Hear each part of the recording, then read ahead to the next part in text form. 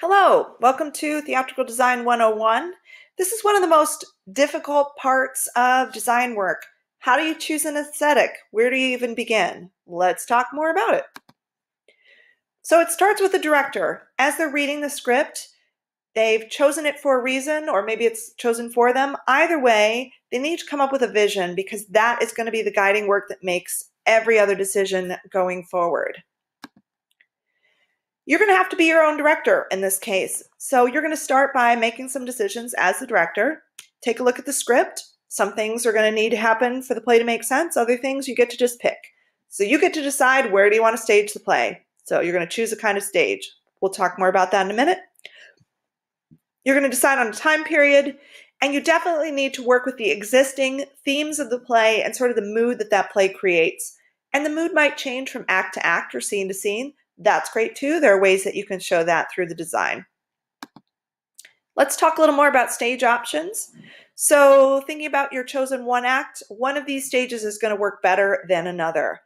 I've listed some pros and cons here. Just think about with the proscenium, the fact that the whole audience at Suffolk University is seeing and hearing the show from one angle. So they're in front, it's behind.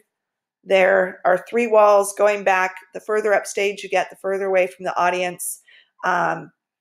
There's some pros and cons to that. You can still create some depth and some textures as you see here. Another option for your choice is the thrust stage. So it's the best and worst of both worlds. You still have the opportunity to make a backdrop or a built-out set. This particular set takes up a fair amount of that downstage space, but they've still left an area where the actors can interact right in and amongst the audience. That downstage space is not a place to put a wall. Minimal furniture, minimal props, but you can do lots upstage to create some definition. Theater in the round. Here we have a stage space that's in the middle of the audience. So lights and sound are coming from all angles. The set and props have to be pretty minimal because the actors need maximum mobility and it has to be seen from all sides. So you can't create a one-sided or two-dimensional pot for the stove. It's got to be three-dimensional, and P.S., it's going to be hard to have a stove there. So how could you imply a stove without having one, or how could you have a stove that takes up not much room so people know they're in a kitchen? The director's also going to make decisions about the time period and the setting. This could be a strict interpretation of the play. You could just pull it from whatever it tells you that it's set in, or you could take it and put it into another period. So I just chose some different examples of architecture happening around the same timeline in human history, pretending that the actors have to come and go through some arches.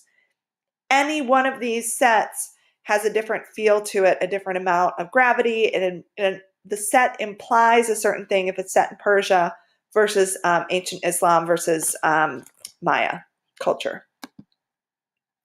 So we're going to look at some images of Shakespeare's Hamlet. Here's a quick summary of the plot. What I'd like you to do as you hear these plot points is think about what are the themes of a play where a king's ghost appears and asks his son to avenge his death because he was wrongfully murdered. Then there's a bunch of corruption, there's a spy ring, there's a conspiracy or multiple conspiracies. Hamlet's struggling with questions about meaning and mortality. Lots of people die, and then the curtain goes down. So some clear themes are going to emerge. Let's look at some different productions and how they evoked the mood of this play. We're going to start at the Hartford Stage, where their production in 2014 was set in Elizabethan England. So this is the strict time period in which Shakespeare was writing. The play actually is set in Denmark, but anyway, right time. You will see the ornate costumes. It is very clear who's royalty in this example. Rich colors, but there's still a level of darkness and ominous quality to this set. You'll also notice that the geometric black and white stage treatment is a visual reminder of that famous speech, to be or not to be. If I were to recommend one link, it would be this one for the hartfordstage.org stage notes about Hamlet, where there's some interviews with the director and the designer to talk about why they made the decisions they did for this particular piece.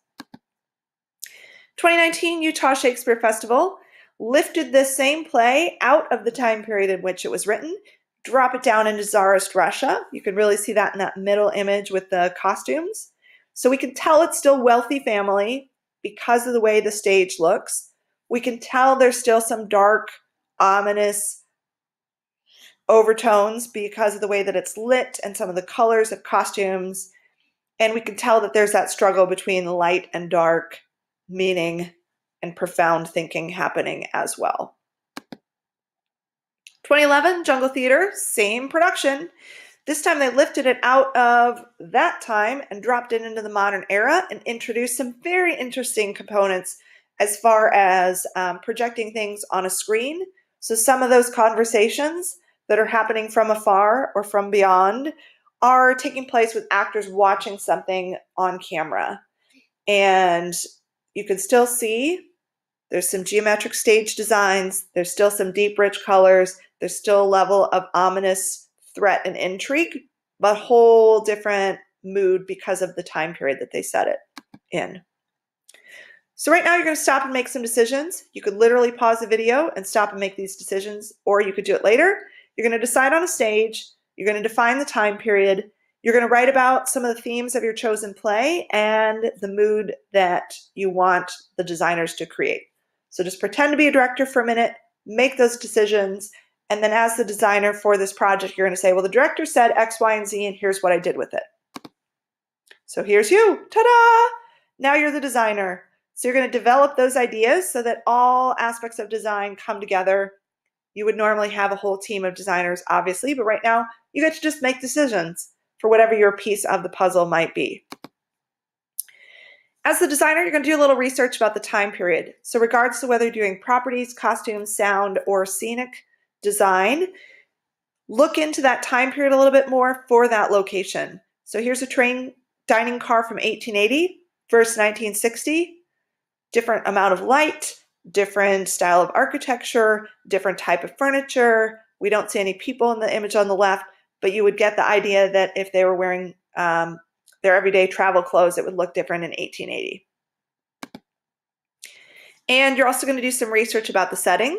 So wherever the play is taking place, you're going to need to find out more. What is it like to travel by train? Or what happens at a wedding reception? What are they even talking about here? Or what are these movies about that they're referring to? I don't even know. Look for some pictures, draw some information, and then you can move on to some of those themes. So how can you illustrate the themes of your one act?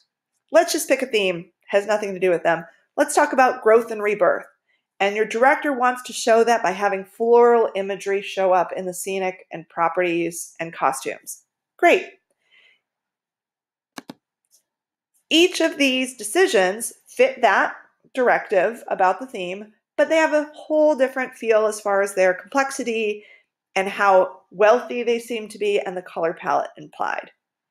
So you have everything from something that looks a little more rustic to something that looks really fancy to something that looks a little relaxed. And then I'm going to talk just briefly about those two images in the top right. So the left-hand image is darker. The flowers are really vibrant, but the whole background is really dark. And the flowers are drooping and wilting and collapsing, but they're still bright. And there's a whole variety of flowers and sort of wealth and abundance that is now in decay. That far top right image, there's a sense of discomfort that happens because of the colors that are chosen, because there's lime green with mustard, with sort of a brownish orange, with a bright yellow, and some spiky looking flowers. There's kind of a feeling that you get when you look at that. So those choices are going to affect how your audience experiences your play. So this is where you're going to make some design decisions. This is what you're working on this week. You're going to make those quick decisions for your director so that you know where to go as a designer. And then you're going to work on either some artistic renderings for your scenic design or pulling some images that will inspire your scenic design that help you know more about the themes and moods of the play. If you're working on properties, pull some images from the time period, maybe do some research about what that specific prop looked like at that point in time and how it was used. Or if you're working on sound design, you're going to start with that background sound. what's some of the transition music or pre and post show? What are some of the ambient noises that would take place in that setting? You're going to start with that, and you're going to work your way towards the detailed sound effect of the fork clinking against the plate. Please make sure in any of these works going forward, besides the artistic renderings, you need to cite your sources and create a bibliography so I know where you got them from. And we'll be talking about those more at your next check-in meeting or check-in forum. Here's the extensive bibliography that I drew upon for this slideshow. Feel free to check out any of those links if you like. And if you have questions or need help moving forward, as always, I'm available. Thank you.